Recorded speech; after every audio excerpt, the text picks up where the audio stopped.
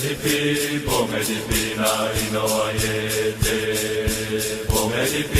pomedipi na inoayete, metepe mambo, ete bomu, metepe mambo, ete bomu, ne metepe medipi mambo, ete bomu, ne metepe mambo, ete bomu, metepe mambo, ete bomu, ne metepe medipi mambo, ete bomu, ne pomedipi, pomedipi na inoayete.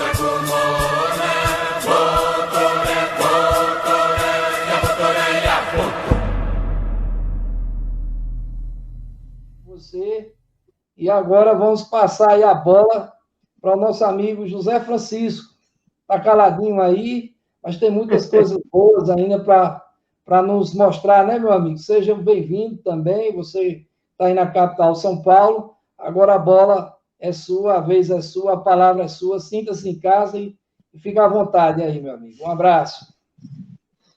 Valeu. Realmente eu estou aqui aprendendo demais com esses caras, eu sou fã deles aqui, já digo, todo lugar que eles estão, eu digo, faço questão, porque são duas pessoas maravilhosas.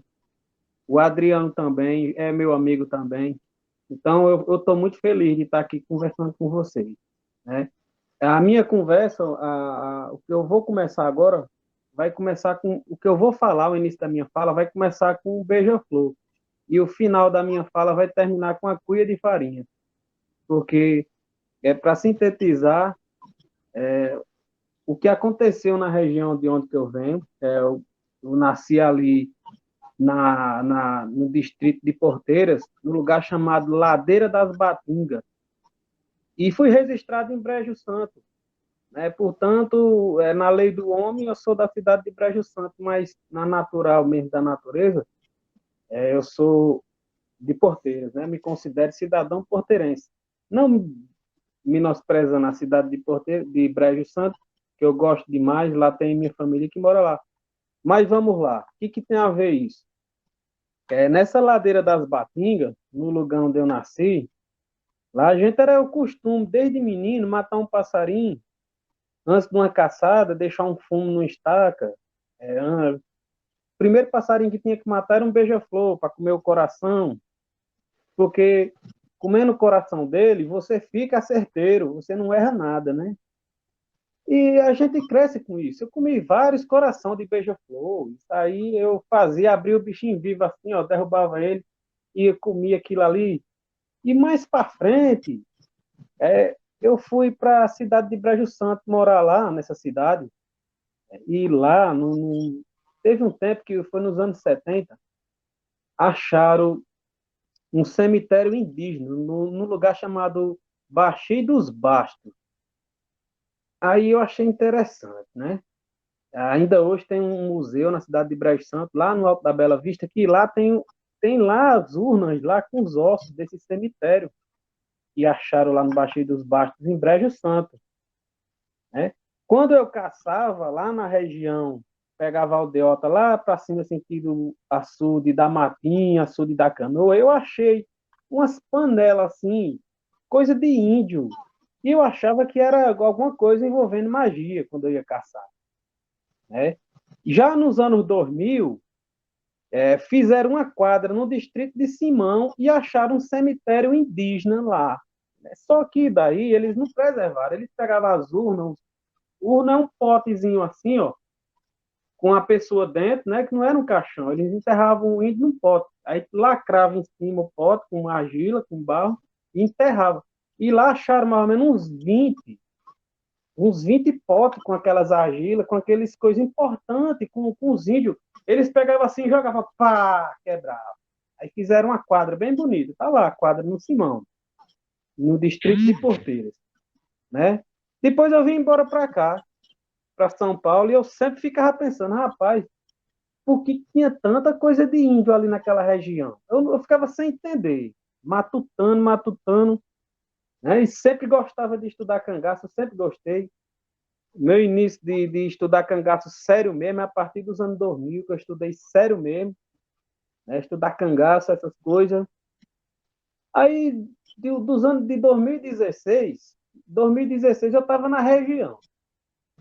Aí, o meu amigo que estava comigo, era Nonato, né, lá da região do São Felipe, na Serra do São Felipe. A gente foi fazer uma caça e tal, e ele comeu um coração de uma...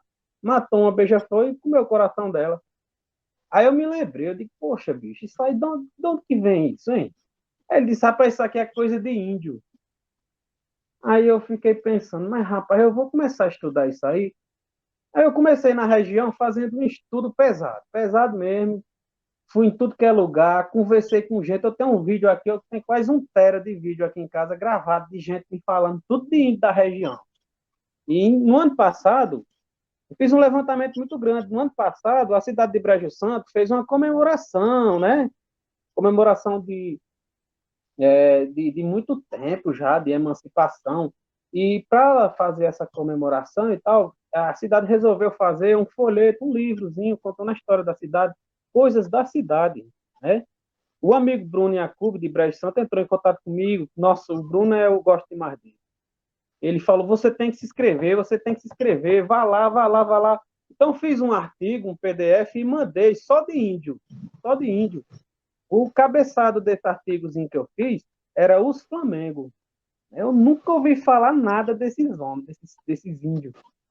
Eu mandei para a prefeitura, eu mandei lá para a mesa julgadora, eu estava ciente que ia aprovar, né? Que era contando a história dos índios da região. Um lugar riquíssimo, riquíssimo, riquíssimo mesmo. Todo canto você vai, você vê coisa de índio. Lá é riquíssimo lá. Quem vai lá sabe. Né? Sem falar na região ao redor, lá em Milagres, por exemplo, tem a Pedra do Letreiro. Lá em Salgueiro também tem a Pedra do Letreiro, que nós vamos já chegar lá. Né? É uma região assim que é uma aldeota.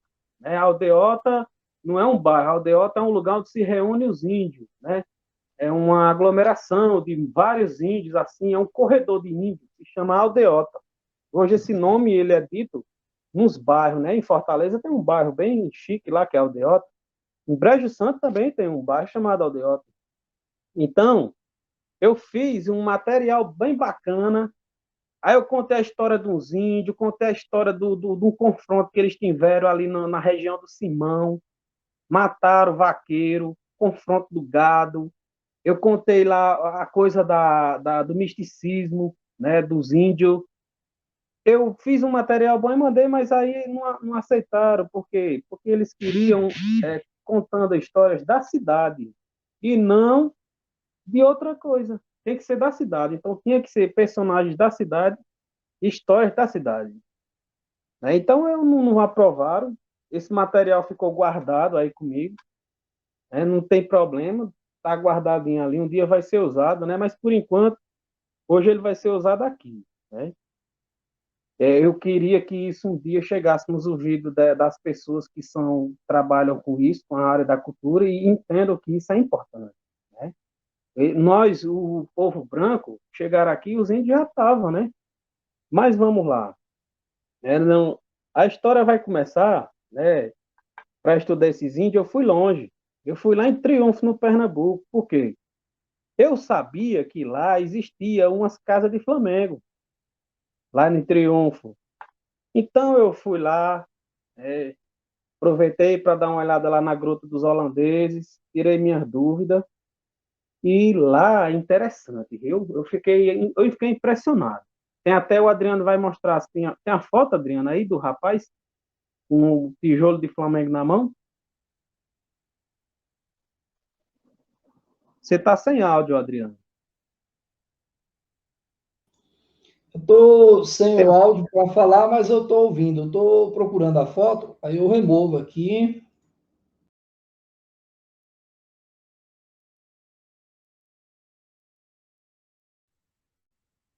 Você viu que essa foto ela é interessante, ela é um tijolo de Flamengo. Né?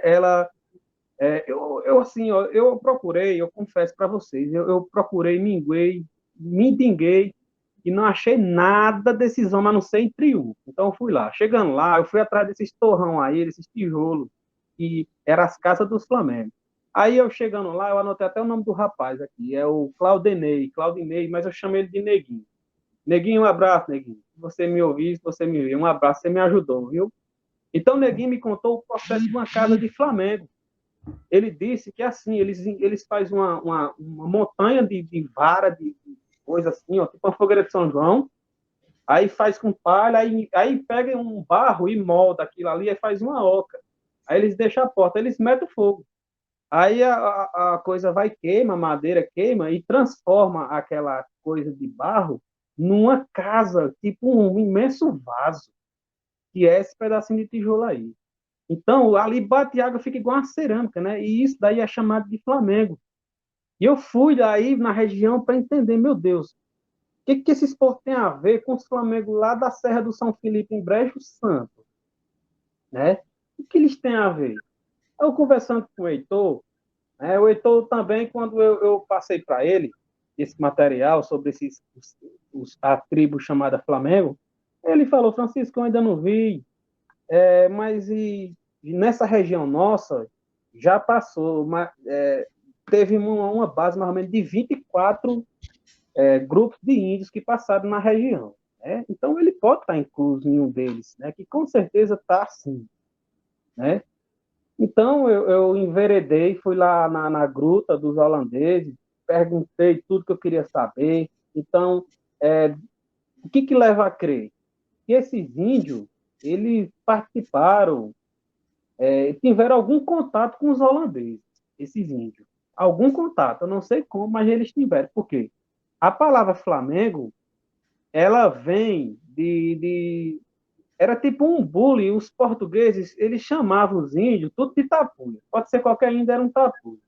Então, eles gostavam de apelidar, e eles apelidaram os holandeses de Flamengo, os Flamengo. Era tipo assim, tipo pejorativo, alguma coisa. Tipo um apelido, né? Que Flamengo vem até da Bélgica, que é lá dos Países Baixos, né? Lá de Franco, Flandres. Flamengo vem de Flandres. Então, é um estudo que eu deveria enveredar ainda, né? Mas eu vou fazer isso, eu vou ver se tem alguma coisa a ver com o bullying. Né? Então, é interessante, porque como é que esses povos saíram dali, da praia do Jaboatão, quer dizer, de Guararapes, porque se nós for parar para ver, o contato que esses índios tiveram, antigamente com os holandeses, foi quando os holandeses quase separaram o Brasil, né?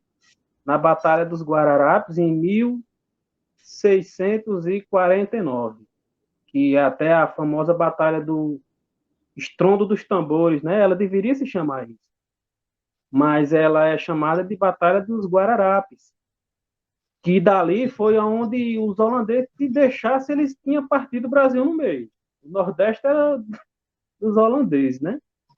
Então, a partir disso daí, tudo leva a crer que aquelas famílias que não foram para Portugal, que só quem voltou, quer dizer, para a Holanda, né?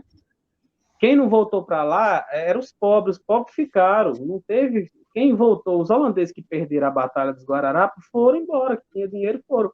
Mas as famílias, aqueles que não tinham dinheiro, ficaram no Pernambuco. Então eles migraram para Triunfo, para Paraíba, né?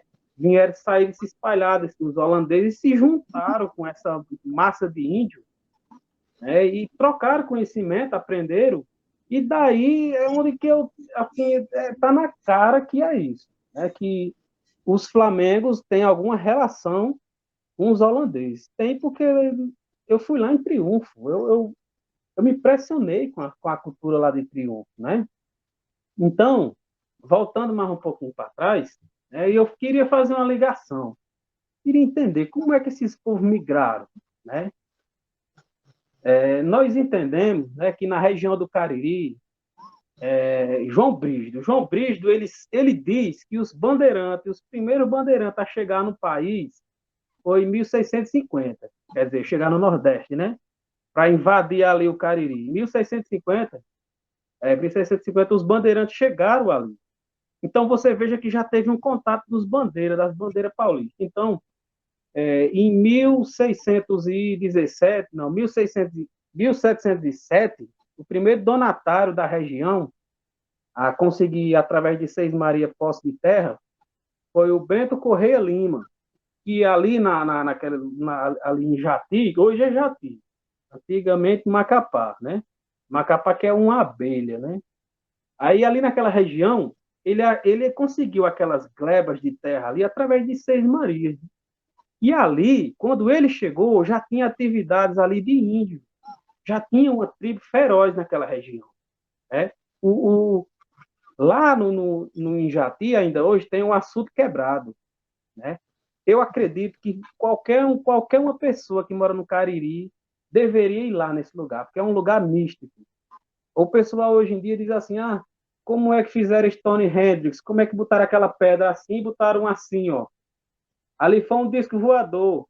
Aí eu vou e digo assim, então como é que um riacho corre para cá, aí eles fazem uma barreira aqui, a água vem para cá, a água vem daqui, né, ó? Aí a barreira quebra, né? Assim, por exemplo, a água é porque eu conto para um lado e, por exemplo, a água vai para lá, a água. Aí eu vou e faço uma barreira no meio. Aí como é que essa barreira está quebrada aqui? Em vez dela estar quebrada e a barreira está aqui embaixo, entenderam? A barreira do açude quebrou e ela está quebrada em cima, totalmente na contramão do rio. Né? Como é que pode? A água tem que levar a barreira daquele rio para baixo, não é para cima. Né? Então isso é um mistério. Até hoje eu não entendo por que esses caras não vão lá ver isso lá, porque é muito interessante. Lá tem uma massa argila feita tipo um óleo, parece ser esse óleo de mamona, né? Ninguém sabe dizer se foi holandês que fez, né? Tem atividade holandesa lá. Ninguém sabe dizer se foi holandês, se foi índio, mas como é que uma barreira de um açude quebra e a água não leva para lá? Ao contrário, sobe na contramão uma barreira do tamanho de 10 catrepilhas. É uma coisa assim que eu não entendo. Só quem vai lá vai entender. Então, quando Bento Correia de Araújo chegou lá em Jati, ele se impressionou com essas coisas. Né? Já tinha atividade indígena ali e eram uns índios muito valentes. Né? Eu estava, esse dia atrás, procurando relação desses índios com o cangaço. Eu queria entender. Eu ficava pensando, rapaz, espera aí, qual era os índios que tinha naquela região? Qual era a ligação deles com aqueles primeiros cangaceiros? Porque, assim, eu não falo, não é um cangaceiro lampião, né? Os Pereiras, por exemplo, e os Carvalhos, né, eles mataram muito índio, né? Existe até um estudo do Abelardo Pereira mesmo, ele diz que eles faziam as falanges de cangaceiros, né? Então era para matar os índios, porque os índios eram terríveis, era terrível os índios. Eu até separei uma frasinha aqui, porque chega um certo ponto que não tinha como ganhar dos índios, não, bicho. Os índios eram terríveis, as atividades dos índios era igual às do cangaceiro. Os índios, eles roubavam, eles matavam, estupavam, faziam o que o cangaceiro faz. Né? Daí o que, quando naquela época, em mil, principalmente na fundação de Porfírio, né? 1832, 1831 e 1832. Né? Morreu um cabra muito valente na região, ali no Cariri. Ele ganhou muitos destaques aí, tipo uma mini bandeira Pereira, né? Os Pereiras contrataram um bocado de jagunço e disseram, não, vamos agora começar a pegar território e vamos acabar com os índios. Todo mundo sabe, né? Então eles fizeram uma bandeira e saíram atrás desses índios. E um dos maiores combates que esses cabras tiveram foi lá em Porteiras. Olha só, no lugar onde eu nasci. Eu ia numa cachoeira lá em Porteira, ainda hoje eu vou. Se chama Cachoeira da Barriguda. Quem já foi lá sabe. E lá perto, antigamente se chamava Areosa. Uma cachoeira que tinha lá, Areosa. E lá existia a tribo dos Cariris, os índios Cariris. Né? Ou pode ser outra tribo derivada deles, né? Mas João Brígido mesmo, ele fala que é os Cariris, né? Que habitavam ali. Então, existia esse João Caju, que ele estava, né, nessa bandeira dos Pereira, né? José Pereira da Silva, ele foi quem fez essa bandeira, porque ele saiu com a briga dos Carvalho. Isso eu estou falando em 800, viu? 883, 82, 80. Então, ele, para sair distanciado dos cavalos, ele comprou uma fazenda chamada Inveja, lá em Belmonte. Aí, então, lá, ele, durante aquela briguinha ali contra os cavalos, briguinha não, brigona, né? Porque tem como dizer briguinha não. E então ele organiza uma bandeira para ganhar terra, para ganhar terreno, né? Para botar boi, para levantar, né? Se levantar. Então ele atrás desses índios, muito valentes, esses índios ali de Jati, Porteiras, aquela região do Brejo também, ele foi e promoveu um dos maiores combates que teve, foi nessa lagoa, não, na Cachoeira da Areosa, lá em Porteiras. Esse combate foi grande e nesse combate morreu esse cangaceiro, bem dizer, né? Não é um cangaceiro lampião, ele é um cangaceiro diferente. Ele é um homem tipo um jagunço, mas no tempo não tinha essa coisa do jagunço. É um homem que está ali para trabalhar e para fazer o que o patrão manda.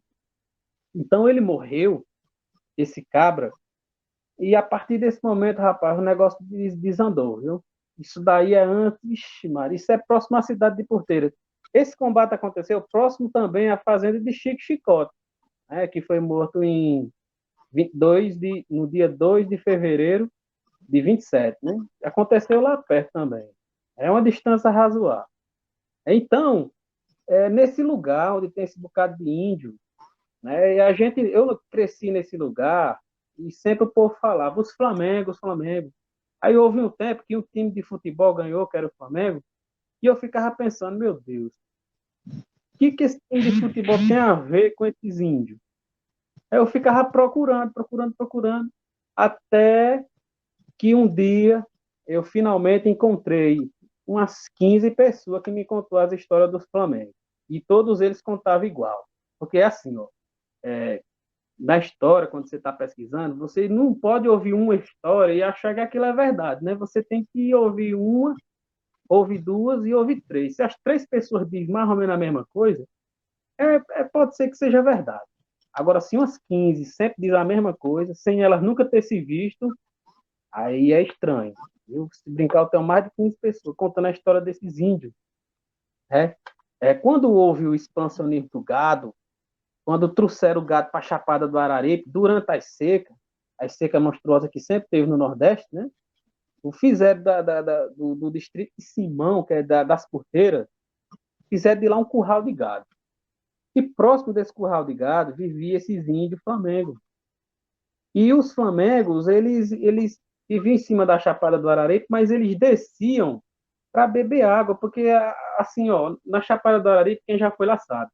Lá em cima é normal, tem umas malhadas, assim, é reto, tem umas malhadas em cima, mas a água sai embaixo, assim, nas encostas, né? Toda chapada é assim. Acredito eu, né? Porque a do Araripe é mais ou menos assim. Tem umas malhadas, mas elas sempre saem nas pontas, que nem o Caldas, por exemplo, né? Aí os índios, eles desciam para tomar banho, para beber a água deles, mas aí começaram a disputar aquela água com o gado. E esses índios, eles partiram para a defensiva, para o ataque, quer dizer. Houve um ataque monstruoso lá em Simão e morreu gente, morreu índio, né? E eles perderam, os índios saíram na desvantagem, porque tinha bacamarte naquele tempo. Então, os índios, eles subiram de volta na chapada, mas quando foi de noite, eles desceram e entupiram o que era de nascença, assim, ó. E você imaginar, eles entupiram com pedra. Eles tacaram pedra lá dentro, lá, para você ter ideia, vieram desentupir uma nascença, nos anos 80. Eu tenho aí, né, Adriano? Você tem a foto aí? Dá para mostrar? Deixa eu ver aqui. Da nascente? Deixa eu ver se Isso, eu da nascença.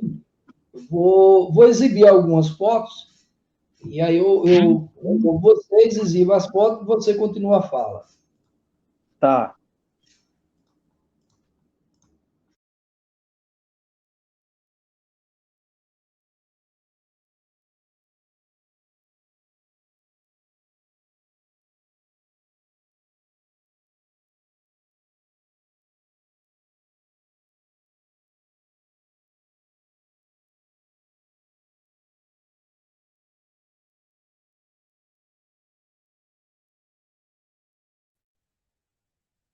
Pronto, tá vendo aí Não que sei se beleza?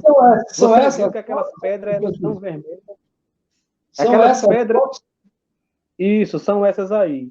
Ah, Aquelas pedras ali, Adriano, elas não são igual as que escorrega lá de cima da chapada, que é umas pedronas assim, tipo uma sílica, pedra bem, você vê que ela é diferente, né? Essas pedras aí, elas estão todas vermelhas. Eu procurei aí, eu vi se eu encontrava umas pedras dessas daí, eu não achei. Só tinha essas aí que foi tirada de dentro dessa mina, de dentro da mina d'água, que era a nascente das águas. E esse rapaz, que é o Márcio, que está de branco aí na foto, a avó dele, era a dona Zefa, caiu aí dentro dessa cacimba quando era uma bebezinha. Ela era índia, ela era uma índia dos Flamengo, ela.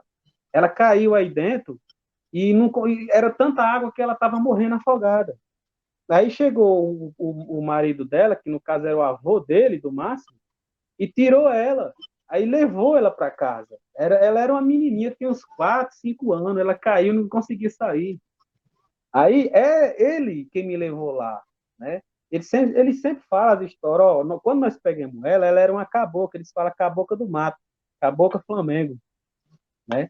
Então, é umas histórias que não pode morrer, bicho, não pode se acabar, né? Quando houve uma aparição desses índios, uma das últimas lutas, se eu não me engano, foi a última luta, morreu o cacique, ou morreu o cacique. Era um índio muito, muito forte dos Flamengo. E aonde ele morreu, plantaram, os índios fizeram o enterro dele, plantaram uma árvore, que é uma trepadeira, assim, numa passagem, né? Era tipo um empeabiru. Você seguia um caminho que já era natural desde os dinossauros, e na beirada desse caminho enterraram ele e plantaram essa trepadeira.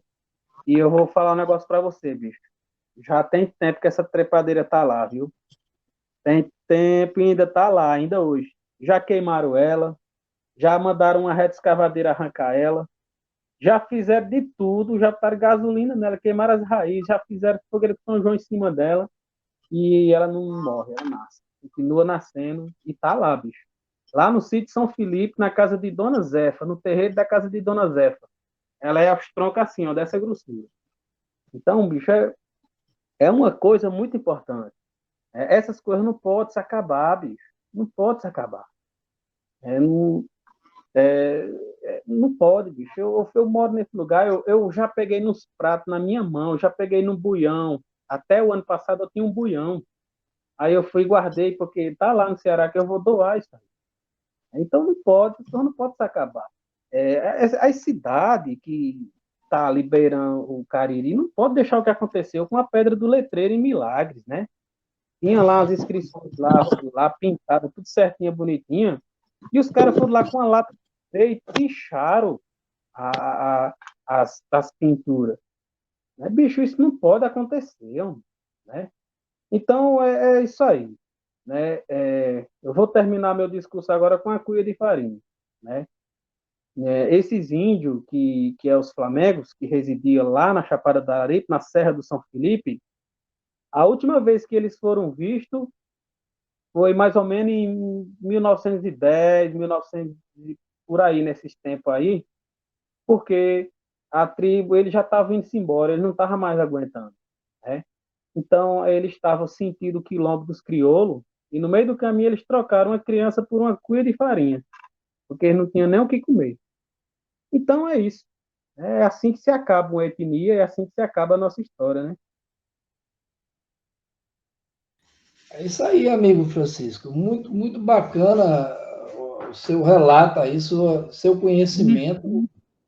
E só nos traz mais conhecimento, né, para que a gente entenda melhor esse enredo, né, e o que você faz aí, o que você suplica, né, e grita, assim dizemos, para que não deixe acabar essa cultura realmente, né, preservar ainda o que tem, né, a sua fala é bem nítida nesse sentido, e isso é importante que aqueles que nos ouvem, essa geração nova, principalmente aqui do Cariri, ouça, veja essa sua fala e leve como algo importante para a região.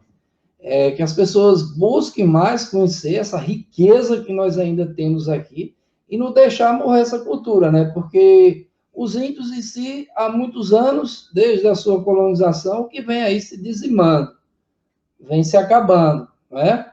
E aí o que nos resta agora são esses traços históricos e culturais ainda que existem, essa descendência que ainda nos deixa através da cultura, da miscigenação, da língua, né? E desses lugares místicos, assim como você fala, eu não conheço, mas fiquei super curioso. Me lembra até uma passagem que há indo para Exu, a cidade de Exu, você vai subindo uma ladeira, em vez de subir, o carro, em vez de descer, ele sobe numa subida, né? É interessante isso. Você já ouviu falar, né? Você tem a subida, não é, Heitor?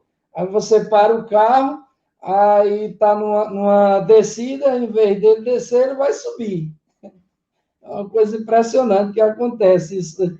Eu acho que a física é que explica, me desculpe, a física é que explica isso, né? E é místico, né? Esse lado místico, eu sei que você tem muito forte, né? Estuda também essa questão mística da cultura indígena.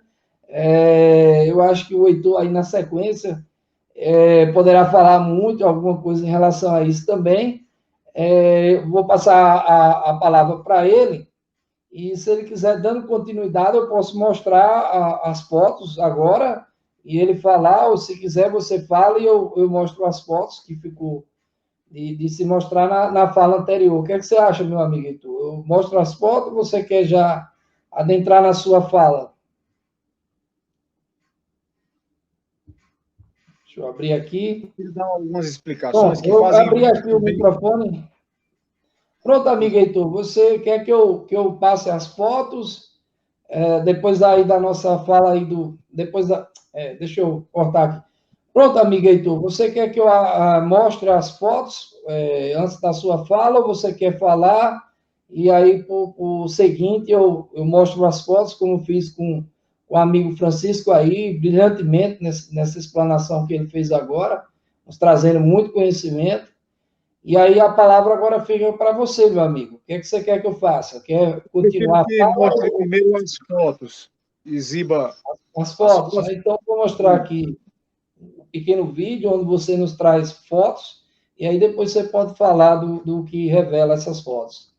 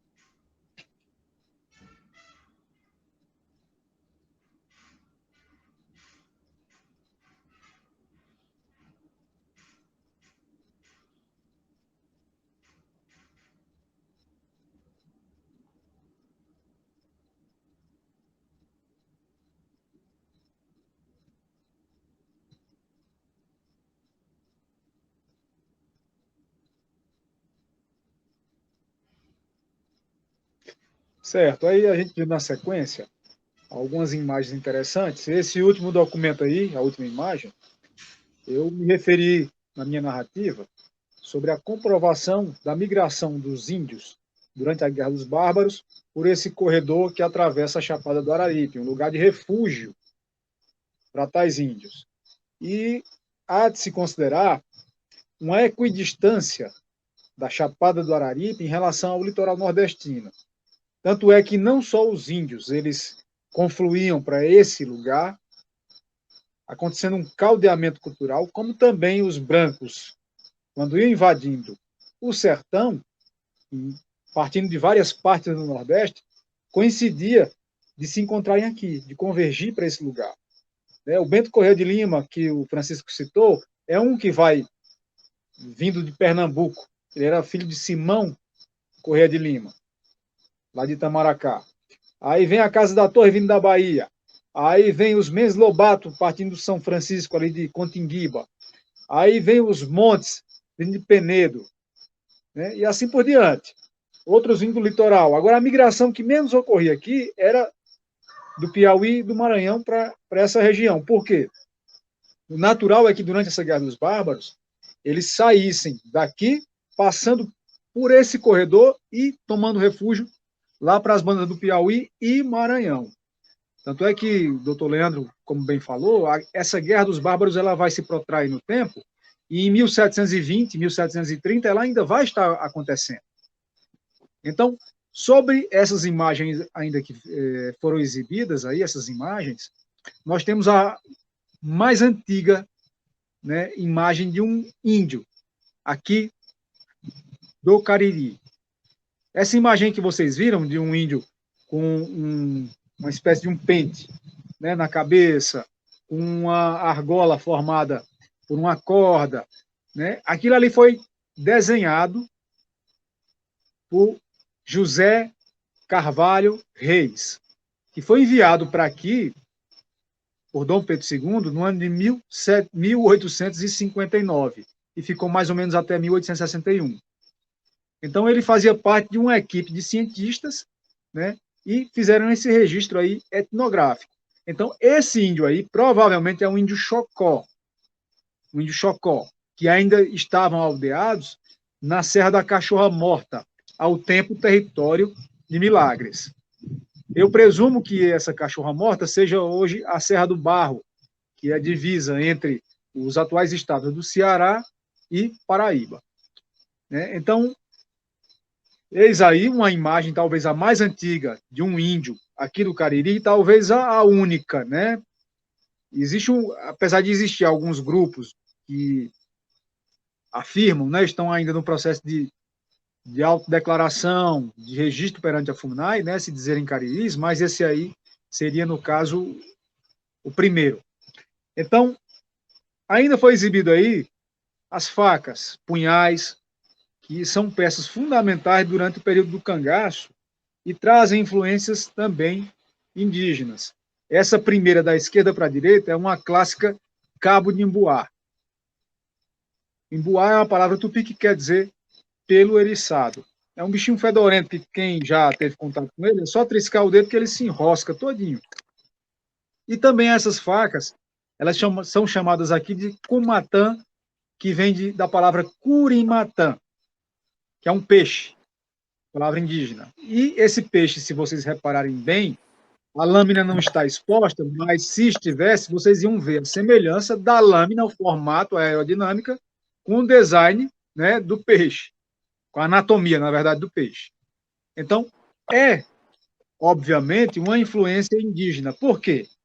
Ter tenda de ferreiro, né, na época, não era coisa de pessoas fidalgas, pessoas ricas, era coisa de gente ligada mais à pobreza, pessoas humildes, mestiços, índios, negros, né, vários escravos ou escravizados, há relato de eles terem algumas funções de trabalhar no couro, de serem vaqueiros e também serem ferreiros, né? Então, imagine só um índio que era louco, alucinado por facas, que ele tinha aqui a chamada quissé.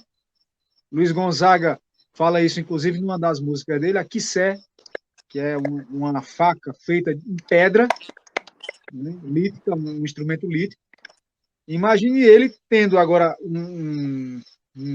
matéria-prima férrea, né, um aço, e trabalhando a maneira dele, né, aplicando um pouco daquela cultura ali indígena numa tradição europeia, né? O Gustavo Barroso cita, inclusive, que algumas dessas facas, a cutelaria nordestina, tem influência das facas flamengas, ou seja, das facas produzidas pelos holandeses. O Francisco foi muito feliz nessa hipótese dele sobre os holandeses ou flamengos terem habitado aqui esse interior, né, os sertões. E a evidência é enorme. bem substancial.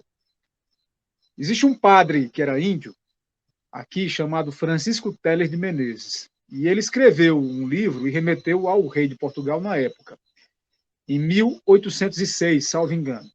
E ele começou a escrever essa obra ainda no século XVIII e andava no meio das matas aqui, Ceará, Apodi, Pernambuco, acompanhado de outros índios.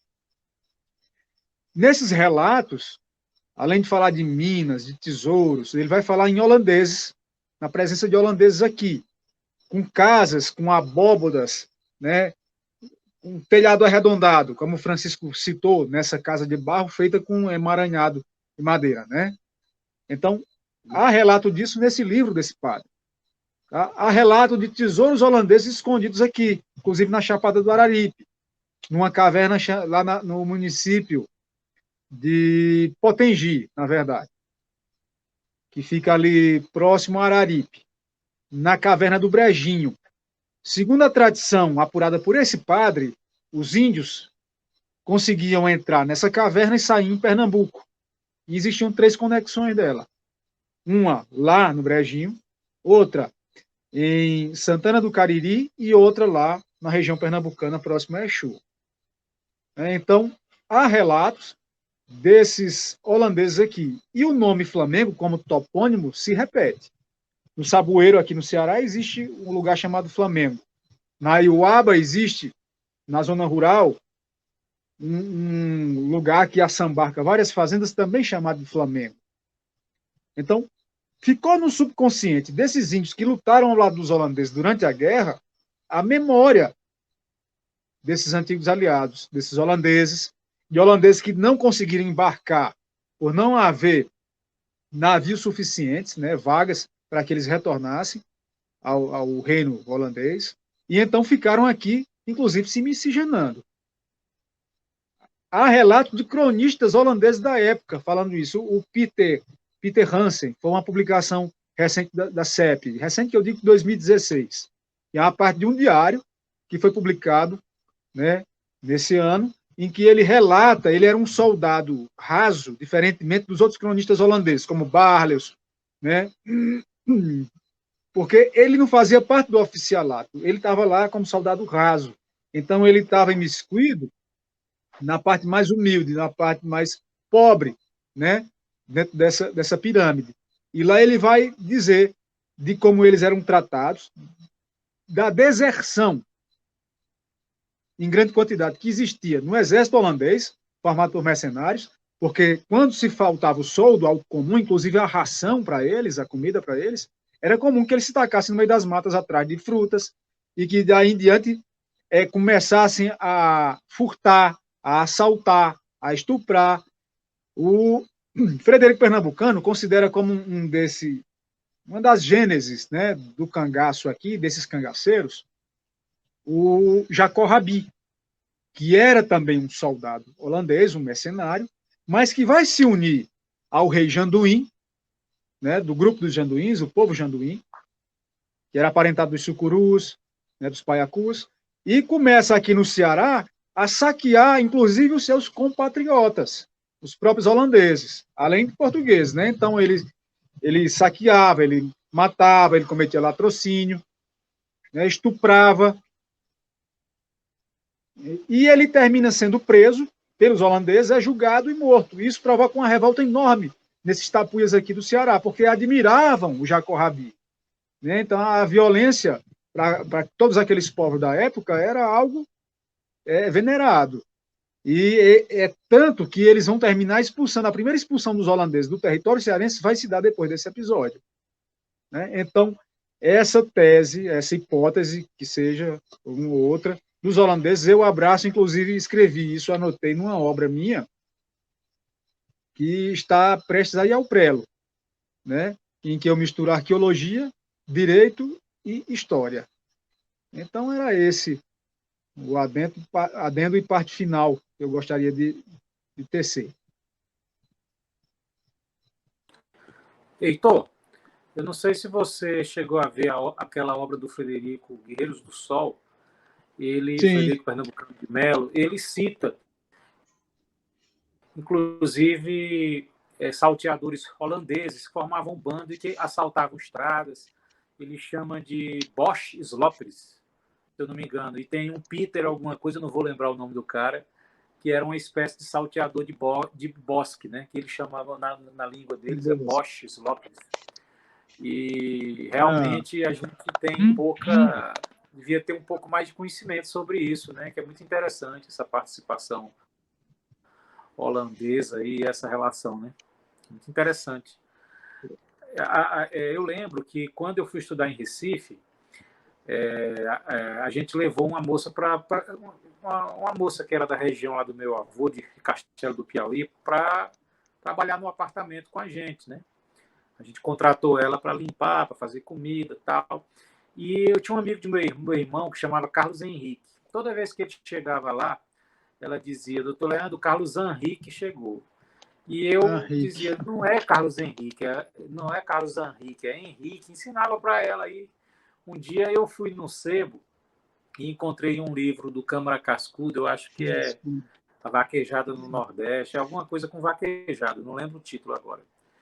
E que ele fala exatamente sobre isso, a ascendência francesa, desses povos que, diante do isolamento social, econômico, geográfico mesmo, principalmente na região norte do Piauí, do Maranhão, ali, aquela região mais Ceará também, e que essas palavras ficaram, né? Henri, e ele dá inclusive o exemplo do Henri.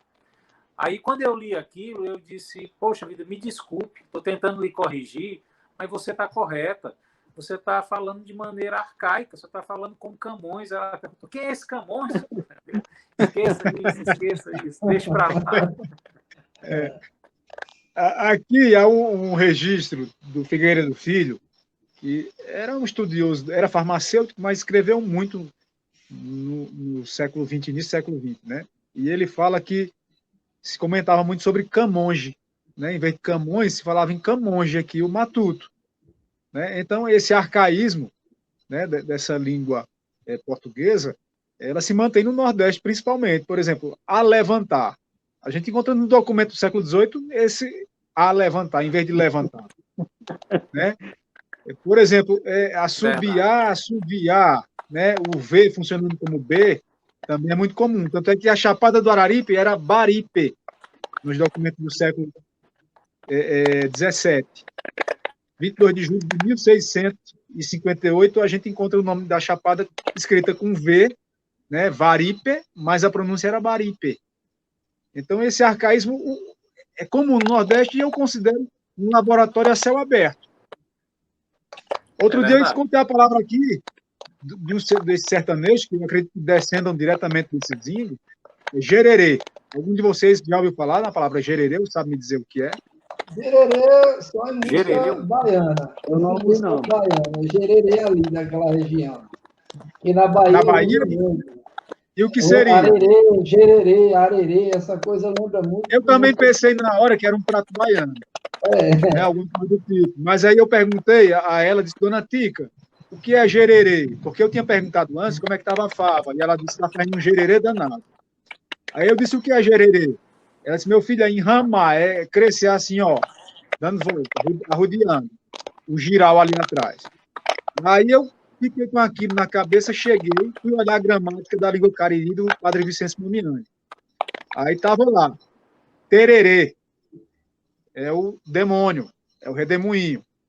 Saci pererê, na língua tupi, né? É o demônio que vem rodando também. Né? Então, tererê, gererê, pererê, é praticamente a mesma coisa. Então, é uma língua marginal que existe, né? É falada, mas que nem sempre está dicionarizada. Né? Passou por um crivo ainda oficial. Né? Bacana, né? Deixa eu abrir aqui meu microfone. É porque eu fecho o microfone, às vezes eu falo, vocês não estão ouvindo, porque eu tenho a mania de fechar para não dar interferência. Falar em palavras, digamos que formas indígenas de se falar, essa palavra cabra, que é muito utilizada no termo do cangaceirismo, que eles não gostavam, né? Não gostam porque não tem como, já acabou, não existe mais cangaceiro.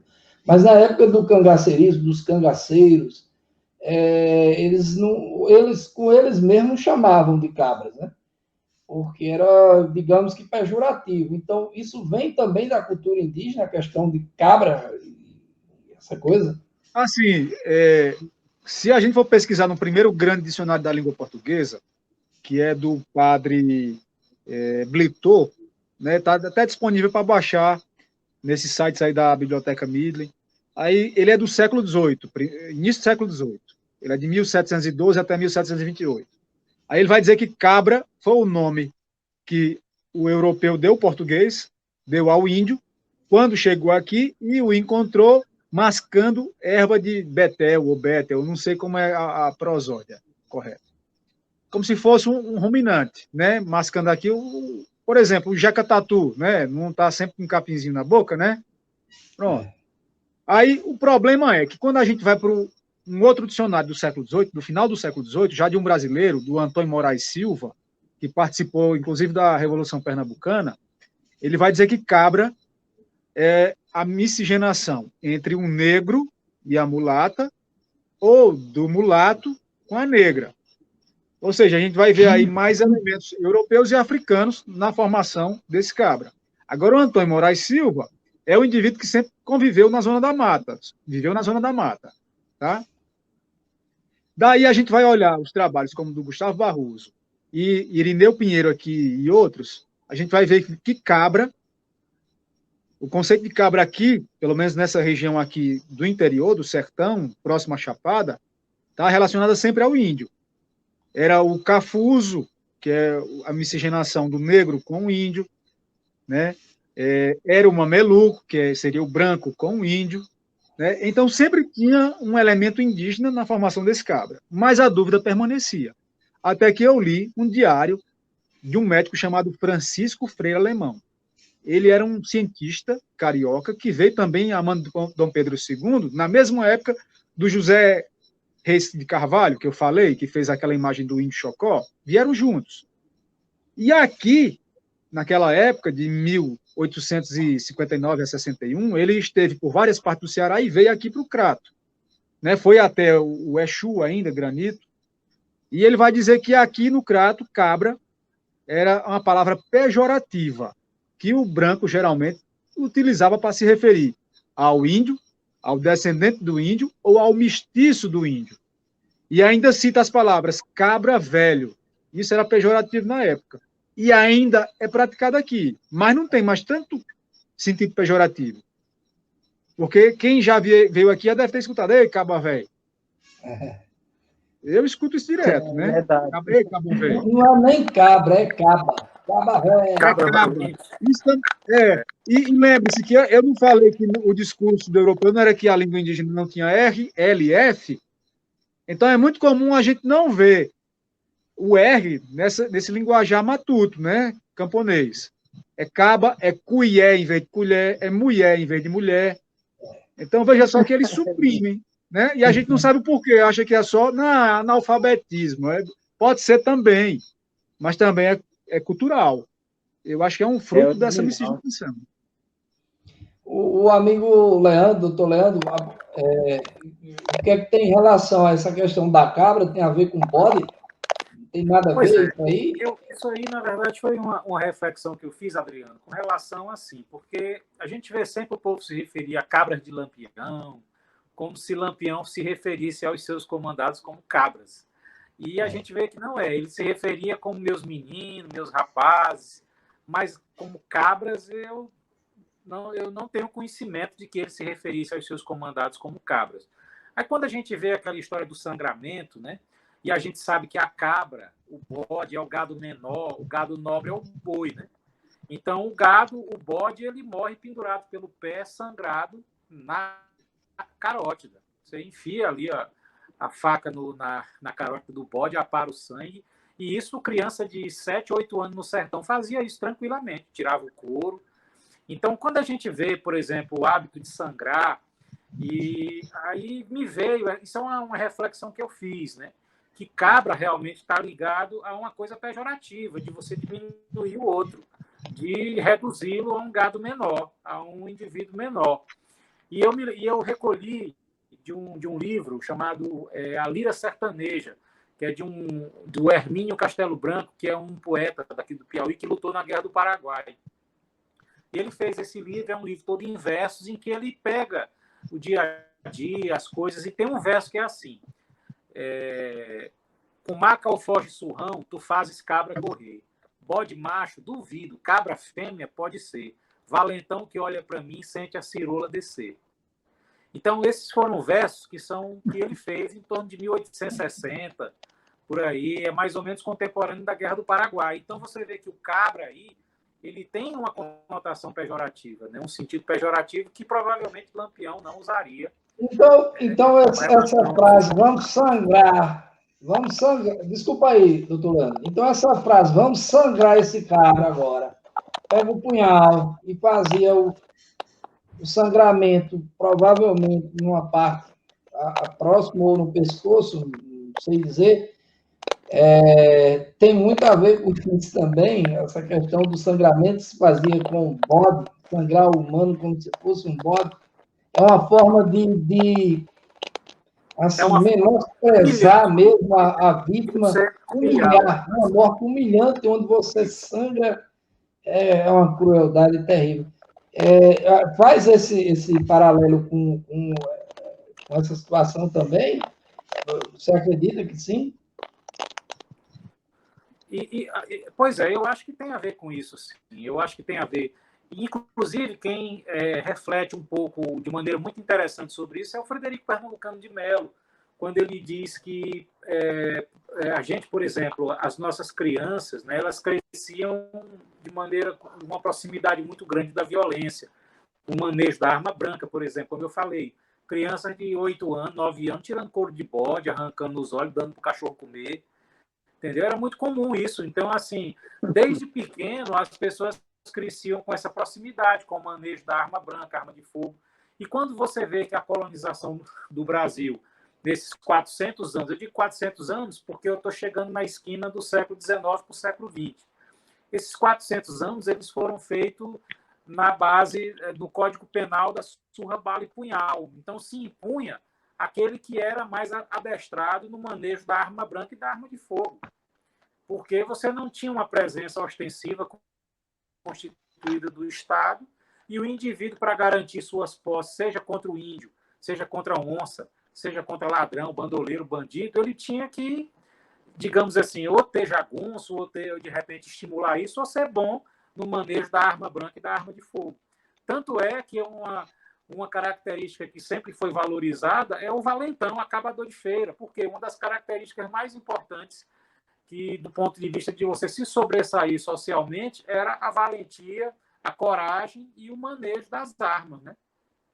Tanto é que até hoje, você pega o Alto da Compadecida e vê o Vicentão, que é o valentão da cidade, isso é uma coisa que foi muito valorizada por conta desse modus operandi da colonização durante 400 anos. Que aí, quando você vira a esquina do século XIX para o século XX, parece que o litoral volta os olhos para o sertão e diz assim, meu Deus, isso é uma barbárie. Mas na cabeça do sertanejo, para resolver as suas contendas, era mais fácil ele ir lá e resolver.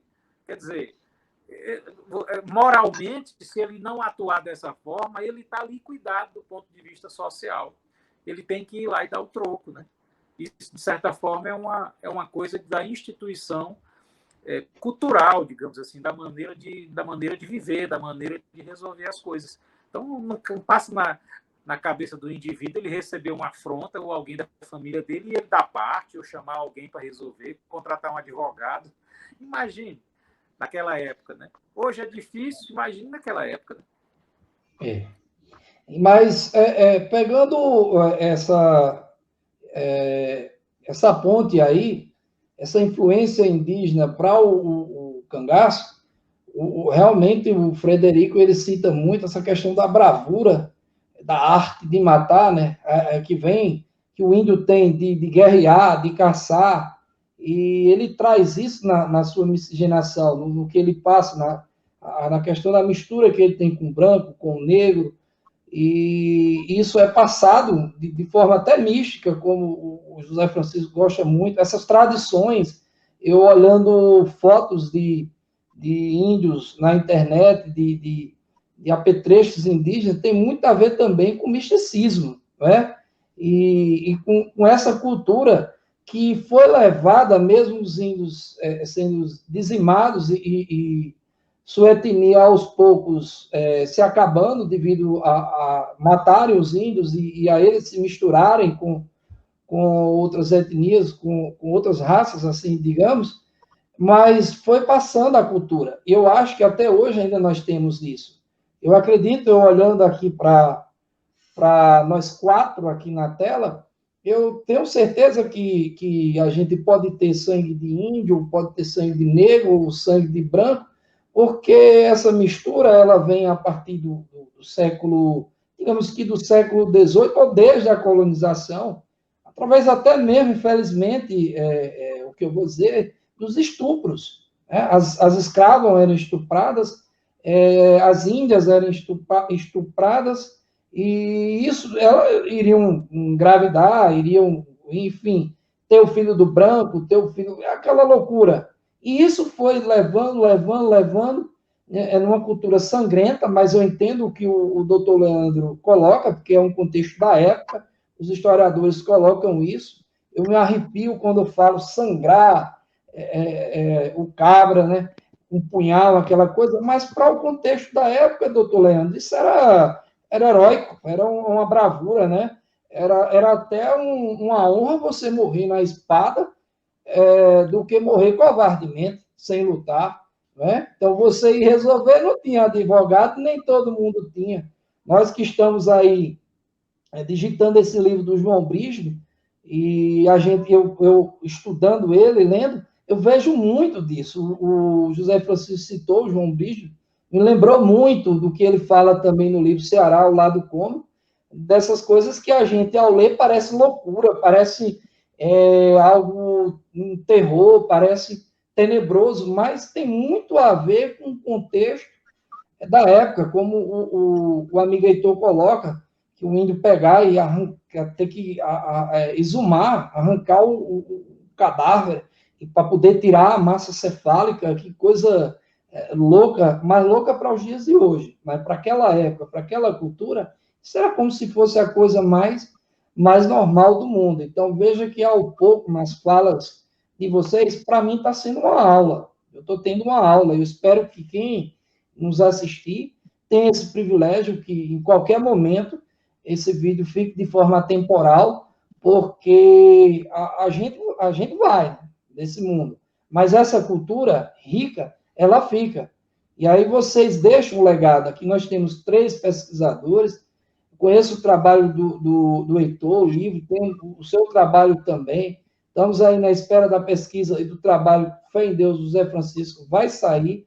E aí vocês deixam esse legado para essa juventude, deixam essa curiosidade de buscar o quão rico. Veja que numa noite dessa, nós conversando aqui, eu fico até emocionado de falar, porque o quão rico é a nossa cultura, é o conhecimento, e isso só nos deixa mais extasiados, mais querendo consumir toda a fala de vocês. E aí, antes de passar a bola aí para o Francisco, eu acredito que ele quer falar alguma coisa também, eu vou perguntar, antes que perca o fio da meada, ao Heitor, essas 2 fotos aqui que não deu para falar, eu vou colocar, e você vai falando aos poucos, no fundo vai dar para ver. Eu vou sair daqui, aí você vê a foto, você nos explicasse um pouco, cada uma, do que é. Eu deixei de falar do colar de amazonita, que é esse aí, tá? E do cachimbo. O documento eu já falei. Então, é o seguinte, esse colar de amazonita, ele foi encontrado no começo do século XX, quando estava sendo cortada pelas máquinas a estrada entre Potengi e Araripe, 2 municípios próximos a Campos Sales, em direção aqui ao Piauí, né, no Ceará. E encontrado dentro do Igaçaba. E estava no museu do Crato, e terminou que sumiu, não está mais lá, há muitas décadas. Na época foi retirada uma conta desse colar, enviada para São Paulo, e foi feito um exame lá e constatou-se que era amazonita. Eu encontrei essa matéria numa revista, salvo engano, de uma revista do Rio de Janeiro, que eu tenho ela em minha biblioteca. E daí montou-se algumas hipóteses da origem, né, desse colar. Por quê? Ao tempo, afirmou-se que a amazonita só existiria para as bandas de Minas Gerais, da Bahia, então apontariam uma migração de lá para cá. Não é isso? Só que hoje, algumas pesquisas mais recentes também falam que na Amazônia há a presença da amazonita, desse mineral. Né? Então, só aumenta mais ainda as nossas perguntas, né? nossas dúvidas. Já o cachimbo, veja que ele é um cachimbo bem sofisticado, né? Tem as feições humanas, porque ali ele está sendo visto pela base dele, né? Pela parte de baixo, e esse cachimbo ainda permanece aqui no Museu Histórico do Crato. Ele foi encontrado quando estava sendo feita, ampliada, a estrada da Gameleira, que liga o Crato ao Exu, já descendo a Chapada do Araripe. Né? Então, com ele foram encontrados outros, né, artefatos, e ele aponta algo bem interessante, para uma tradição, uma cultura que não está ligada apenas aos tapuias, aos cariris, aos janduíns, aos sucurus, mas também a uma tradição tupi. Na verdade, proto-tupinambá. Como eu falei, os tupis se dividem em tupiniquins e tupinambás. Então, esse povo tupi, da língua tupi, a língua geral, o abinhenga, né, o nhengatu, eles não se restringiam apenas ao litoral, né, a Mata Atlântica, ou então as grandes florestas como a equatorial, mas também passaram pelo semiárido e habitavam essas matas de altitude, né, como são chamadas por alguns, essas aqui. Então, a presença desse tipo de artefato lá na Gameleira são encontrados hoje em dia aqui também no sítio São Bento, aqui no Crato, já foram encontradas em Araripina, né? Então, presume-se que houve uma migração intensa e numérica desses povos para cá. Isso está sendo complementado com a documentação da Torre do Tombo, né? Alguns relatos de índios na Ibiapaba, da nação Tabajara, pedindo autorização ao rei, em 1722, para virem aqui na Chapada do Araripe e encontrar seus parentes que teriam ficado durante uma grande migração, né? Mais de 4.000 ou 5.000 pessoas teriam ficado aqui, parentes deles. Né? E também cronistas que relatam a saída, como, por exemplo, desses índios, passando por diversos lugares, como o Claude de Beville, que vai escrever, era um francês, né, um padre francês, capuchinho, que viveu na colônia francesa, lá no Maranhão, entre os tupinambás. Então, ele também apurou isso, dos índios mais velhos, dessa migração dos índios por esses caminhos aqui, né, que passam pela Chapada do Araripe, atravessam a Ibiapaba, né, e vão para o Maranhão.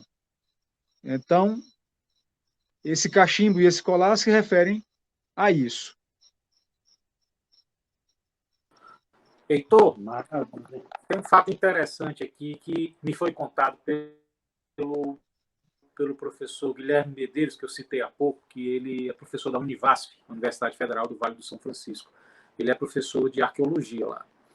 E ele me contou que teve um congresso internacional de arqueologia lá em São Raimundo Nonato, há uns anos atrás, um congresso grande internacional, né? Foi organizado pela doutora Niede Guidon e tudo mais. E numa dos momentos desse evento, eles trouxeram membros de uma tribo do Maranhão que parece que eram ligados, acho que a alguns nativos da região lá, que haviam fugido, foram embora, expulsos, mortos, né? E eles migraram para o Maranhão e ficaram lá no aldeamento. E eles trouxeram esse pessoal para esse evento, né? Trouxeram alguns membros dessa tribo. E eles foram visitar o Museu do Homem Americano, que fica lá em São Raimundo Nonato. Quando eles entraram no museu, segundo o professor Guilherme me contou, eles viram parece um machado, é muito comum esse instrumento lá, não sei se vocês estão sabendo o que eu estou querendo dizer, parece uma machadinha, né? Que, na verdade, uma não é uma meia-lua, sim. machadinha, segundo ele, é um instrumento ritualístico. Segundo o que Sim. ele me falou, é um instrumento ritualístico. Então, diz que quando esses índios viram esse instrumento lá, ficaram alvoroçados, e aí o intérprete, a pessoa que estava com eles lá, falou, que estavam falando, que havia uma espécie de profecia na tribo, que eles recuperariam o instrumento sagrado deles no lugar da pedra furada. E eu ouvi falar isso no curso de arqueologia, mas... Oi? No curso de arqueologia, eu escutei uma história parecida com essa.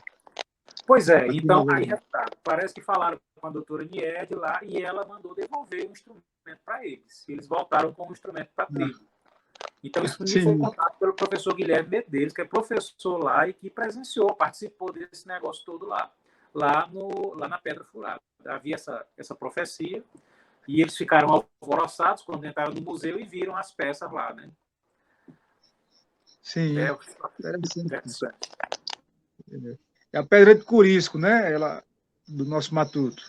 Existe até um misticismo que, se enrolar um cordão, né, nela e botar no fogo, o cordão não queima, que ela protege de o indivíduo ser atingido por raios, né, a casa ser atingida por raio, quem tem uma dentro de casa, né? E aquilo ali era o machado deles, né?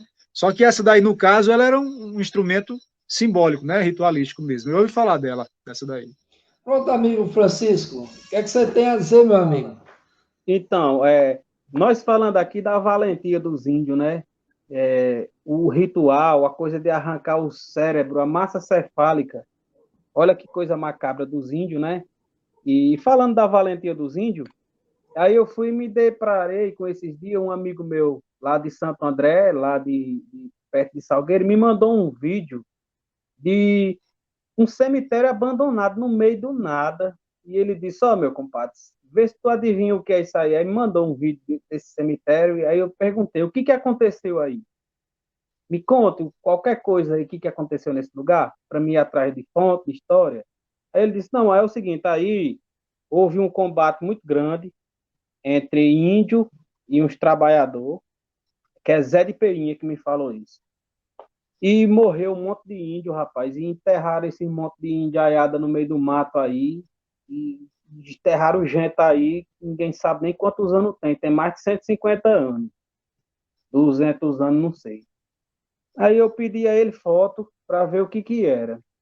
Então ele me mandou um vídeo bem interessante, ele foi lá na Caatinga dos Infernos, o nome do lugar.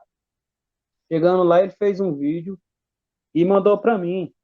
E eu pesquisando nas minhas coisas aqui, aí eu fui e me lembrei do Chocó, do Chocó e os Minaús. E os Chocós, inclusive, o Heitor até falou deles, que eram uns cabras muito valentes, que eles pegavam do Pajeú ao Piancó, né? E é ali no Cariri. Aí eu fiquei pensando, peraí, o confronto maior do Chocó foi na Serra da Canabrava, né? Que as armas deles ali, chegou um dado momento que eles foram para cima dos homens com trambuco, eles foram para cima para morder. Olha a valentia desses homens. Aí eu fiquei pensando, será que foi isso? Aí esses dias eu peguei um livro do Rivaldo Paiva, como era lindo meu salgueiro, aí eu dando uma refolheada nele, aí eu me lembrei da história do coronel Antônio da Cruz Neves, que chegou ali na região em 1840, na década de 1840. E ele fez um plano macabro. Lá tinha uns índios, que eram os índios Araticuumã, que é ali da Serra do Umã, né? Ainda hoje tem lá a Serra do Umã, inclusive no tempo do cangaço, Teófanes Ferraz Torres tentou subir lá e levou um tiro aqui no queixo, né? Aqui no pé do queixo aqui, né? E quase morreu. Ele quase morreu lá na Serra do Umã. E um monte de cangaceiro que entraram pro bando de Lampião era dessa serra, da Serra dos Crioulos, né? E, inclusive, essa serra, ela foi, o único cabra que invadiu ela foi Arlindo Rocha e Manel Neto, a prender os cabras, que chegaram a pegar o famoso Livinho de Cipaúba, que era o chefe lá, um cabra muito valente.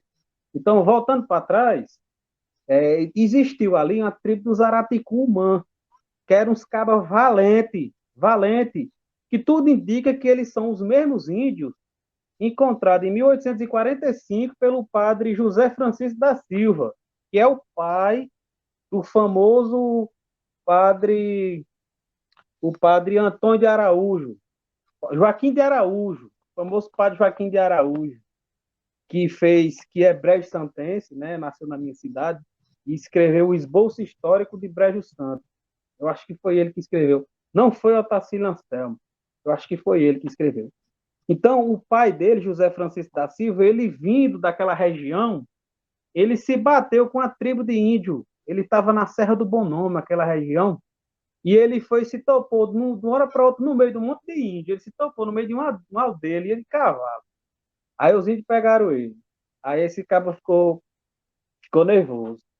Aí a história diz que um dos índios lá já conhecia o padre de alguma missão de algum lugar. Um dos índios que estava lá.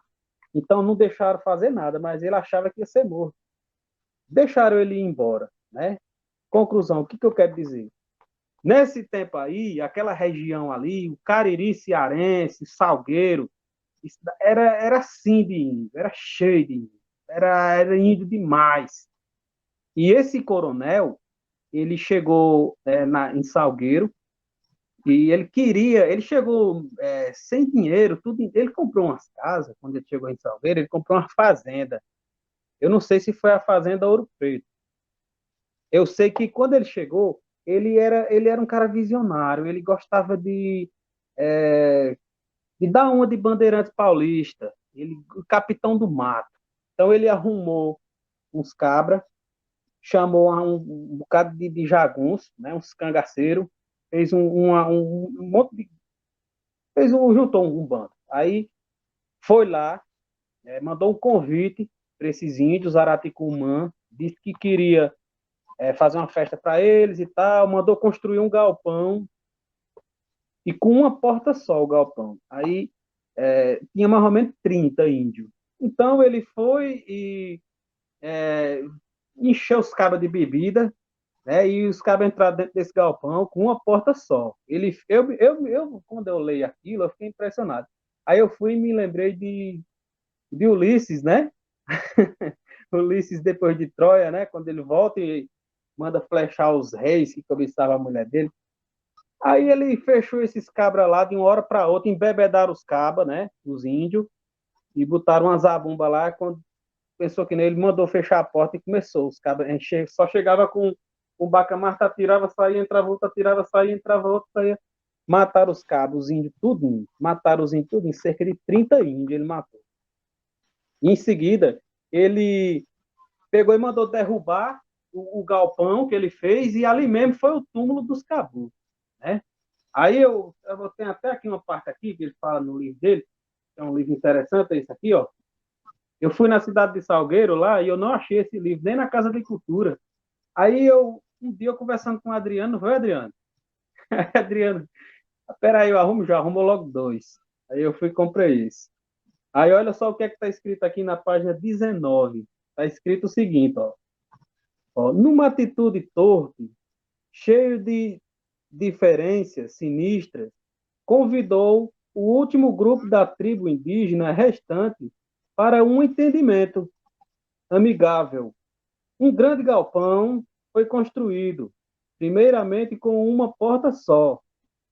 Ao som de uma zabumba, atrativo fascinante para uns bons candeciados, passos de toré, né? Porque condeciados, essa palavra aqui eu não entendi ela ainda não. Né? Dava-se início a mais alúbride conferência de que se tem notícia na região. Quando eles já se divertiam no interior da casa, foram acuados sem saída, e os capangas de Antônio, munidos de fuzis, provavelmente era bacamarte, né? Fazendo daquela única passagem a guarita mortal. Está escrito aqui no livro dele aqui. Aí eu fui, fiquei pensando, e aí, bicho? Será que esse cemitério que esse cabra achou no meio do mato é desses cabras, dos Araticumã, morto em 1840, década de 1840? O Adriano tem Adriano, o vídeo aí? Aquele vídeo do cemitério, eu não te mandei?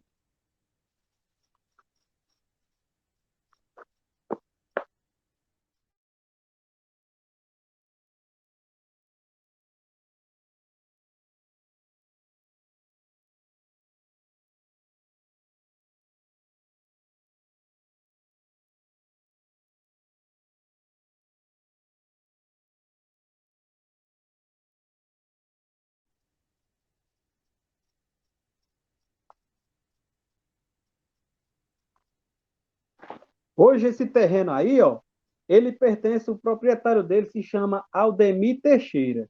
E o Aldemir Teixeira, ele diz, venha para cá, fica à vontade, venha pesquisar. Então, o que é que eu vou fazer? Final do ano eu vou lá, eu vou pesquisar esse negócio.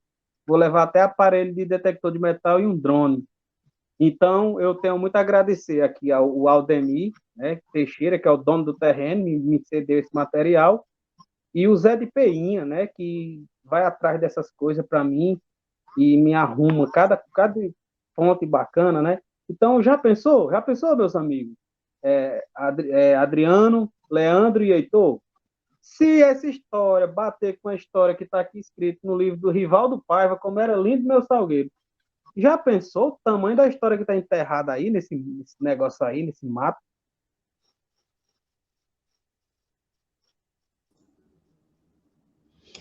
É isso. Deixa eu abrir aqui. Pode abrir o microfone, doutor Leandro. Fica à vontade. É isso mesmo, amigo Francisco. Já pensou quanta coisa está aí enterrada no sentido figurado, né, da história e que poderia ser desenterrado e mostrado para que essa geração, ou essa nova geração, descobrisse o que os seus antepassados viveram, né? Porque a história ela serve para o presente projetando o futuro. Então é muito importante esse resgate. Veja que você viu no livro e foi atrás e encontrou. Interessante. Tudo indica que pode ser o lugar. Até porque ele mostrou que é um cemitério, mas se você prestar atenção, ele parece um galpão também. Então, ali quebraram, jogaram, enterraram, não sei. É interessante que tem só 3 túmulos lá, não sei porquê, pode ser, né? Ele disse assim para mim, ó, meu compadre, ao redor, umas pedras lá atrás, tem mais ou menos 14 túmulos, ele disse para mim. Aí eu fico meio encucado. Essa região, ela pertencia a Salgueiro.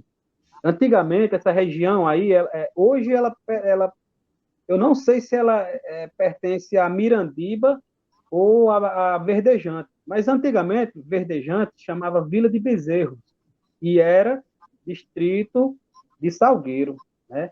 Então, cabe sim uma pesquisa grande aí em cima, se Deus quiser, a gente vai fazer uma pesquisa aí, eu vou levar pessoas qualificadas para me ajudar, para a gente desvendar, né, bicho? Para ver, né? Porque já pensou, isso é o começo da cidade de Salgueiro, né? Com certeza, com certeza.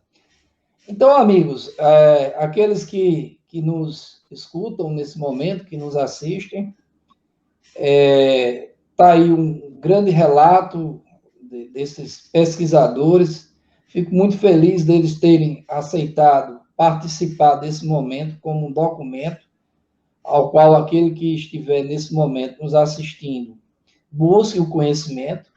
E antes de passar para cada um as suas considerações finais, porque apesar de que qualquer momento que vocês estejam aí assistindo, nós já estamos adentrando aqui num horário muito, muito longo da noite, né? Mas estamos fazendo isso com amor, com satisfação, e são esses momentos que marcam nossas vidas. Nós estamos aqui, e mesmo que virtual, mas é real, né? É verdadeiro. Estamos aqui em 4 amigos, já num tardar da noite, já querendo abrir a boca, porque está dando sono mesmo, mas estamos aqui firme e forte, né? E se deixasse, nós iríamos varar a noite aqui conversando, mas quem sabe um dia, se Deus quiser, esses 4 amigos estaremos juntos, né? Eu espero um dia nós nos encontrarmos de forma real, física, assim podemos dizer, né? Nós estamos nos encontrando aqui de forma virtual,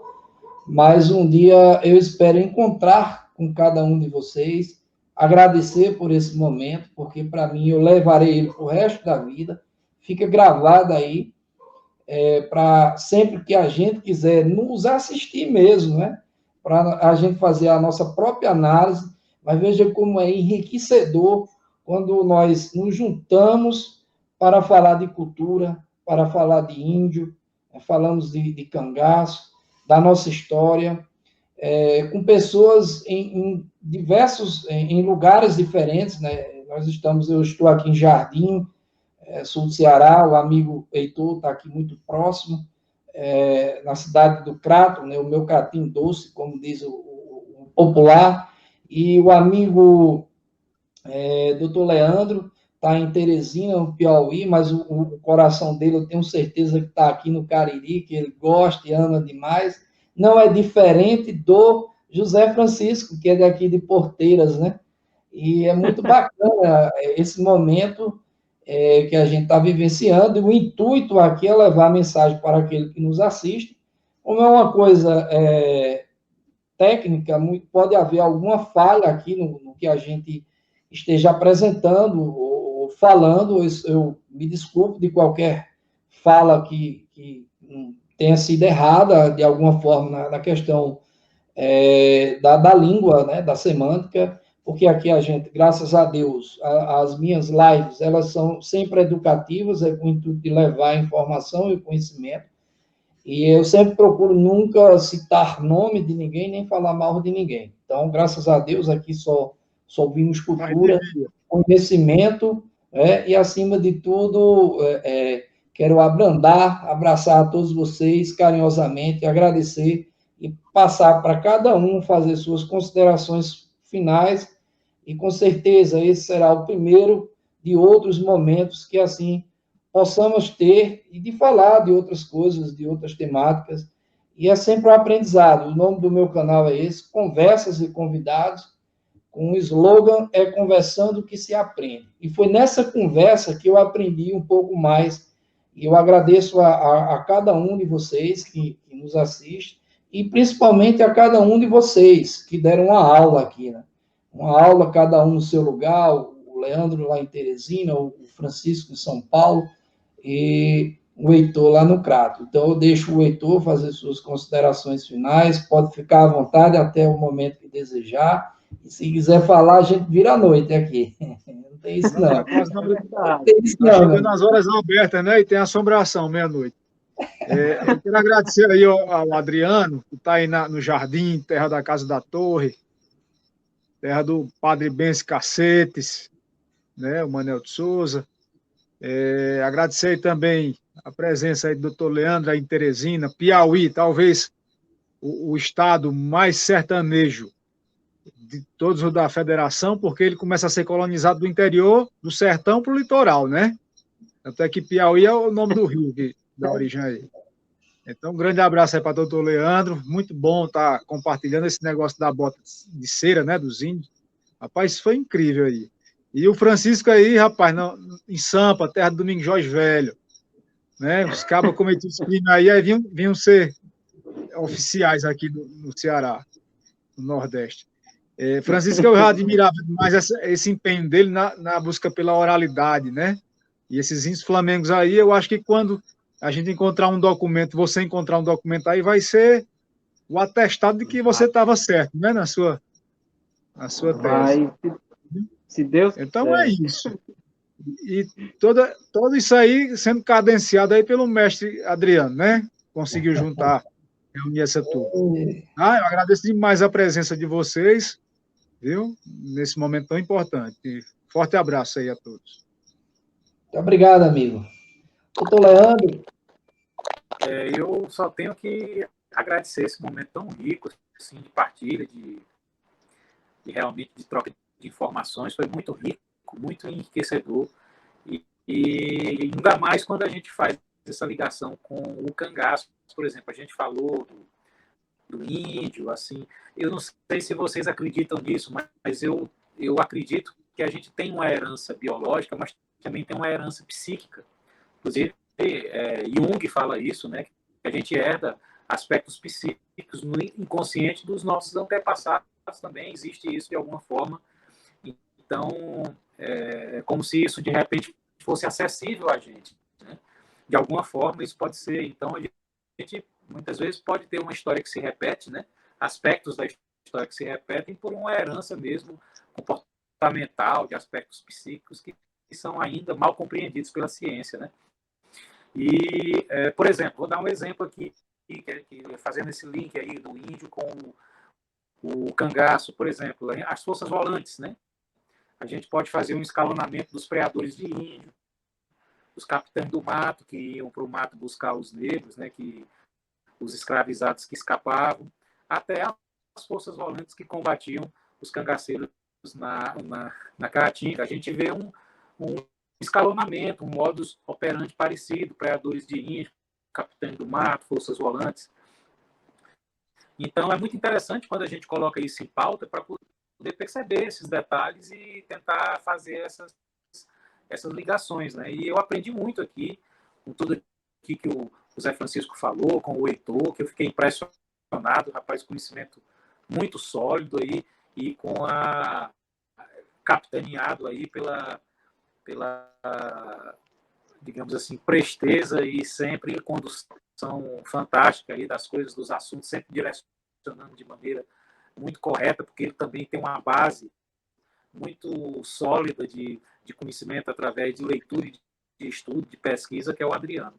Então, eu só tenho que agradecer e me colocar à disposição sempre que precisarem, meu amigo. Eu estou aqui para a gente fazer essas lives aí, para a gente curtir, conversar e trocar informação, porque eu me lembro de um professor da faculdade que me disse isso nunca me saiu da cabeça, que é mais barato a gente investir na educação do que gastar com a ignorância.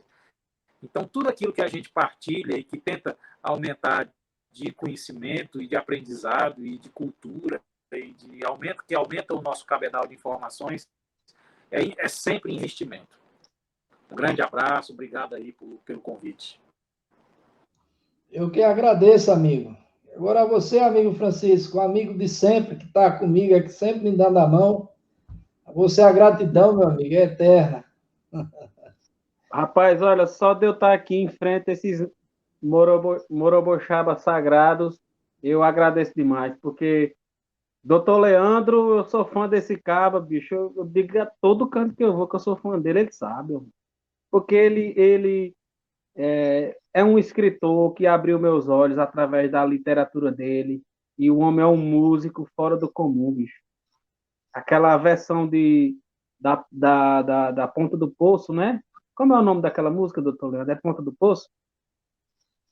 Aquela explicação que você fez.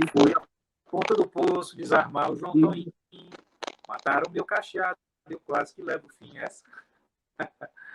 Isso daí, cara, fora do comum, bicho, aí você é demais, cara. Então eu agradeço a tua presença, doutor Leandro, e a tua paciência, viu? O Heitor Feitosa, Heitor, bicho, não é de hoje que a gente conversa, um dia nós vamos se conhecer pessoalmente, eu quero conhecer você pessoalmente, quero conhecer o doutor Leandro pessoalmente, viu? Bicho, o seu trabalho é importante demais, cara. Seu trabalho é importante demais, e eu sempre digo, inclusive eu converso até com o seu Manuel Cearense, Manuel Feitosa, que é primo seu, eu sempre digo, Manuel, no Crato só tem um homem, é Heitor. Pergunta aí, você vê. Então, bicho, eu agradeço a tua presença, cara. Eu aprendi demais com vocês dois, aprendi demais com o Adriano. Adriano, conta sempre comigo, cara. Você é 10, você mora aqui, ó. Nós estamos juntos. E vocês que estão aí ouvindo a gente, desculpa pelo meu erro aqui de leitura, mas é porque a gente dá um errinho, mas vão desculpando, viu? Deus abençoe todo mundo. É isso aí. Aproveitando aí o embalo, eu quero mandar um abraço ao amigo Manuel, porque eu disse a ele hoje no WhatsApp, né, lá no grupo, olha, hoje nós estaremos fazendo uma bela live, e lá vai estar um grande parente seu, um grande pesquisador. Ele disse, quem? Eu disse, não, depois eu posto o link e você descobre quem é. Eu só não vou deixar, eu só não vou deixar ele puxar para os Iamuns, porque se ele puxar para os Inhamuns, a gente vai ter que virar à noite aqui. Era caminho para chegar lá em Leandro, rapaz. Inhamuns para chegar no Piauí. Ele não chegou lá nos Inhamuns, né? Porque se o homem puxa para os Inhamuns, pronto. Aí ele não ia dormir hoje, não. Ele ia ter que virar à noite falando aí para nós. O Léo tem uma faca PP, rapaz, a coisa mais linda, que foi meu avô, o pai de minha mãe, que deu para ele na década de 50. Aí eu não conhecia esse meu avô, não. Ele morreu numa queda de cavalo, treinando um potro para um prado. Mas essa faca é uma perfeição. Depois peça para ver. Pronto, tranquilo. Barra do Então, Jardim. meus amigos, um forte abraço para todos vocês. Que Deus ilumine a vida de cada um de vocês, seus filhos, suas esposas, suas famílias. E aqueles que nos assistem, eu digo mesmo que Deus dê saúde a todos vocês. E é isso, a gente sempre termina com uma boa mensagem e entregando ao poder superior tudo aquilo que nos rege e que nos guia, né? Só Deus para guiar essas nossas vidas, e é Deus que nos coloca de frente a esses amigos, e é isso, a gente não tem nem o que dizer, nem só agradecer, e que esse seja um de outros momentos que nós possamos nos encontrar. Então, a todos vocês, um forte abraço, fiquem com Deus e até a próxima, se assim Ele nos permitir. Valeu, pessoal, um grande abraço. Boa noite. Tchau, gente. Prazer, boa noite.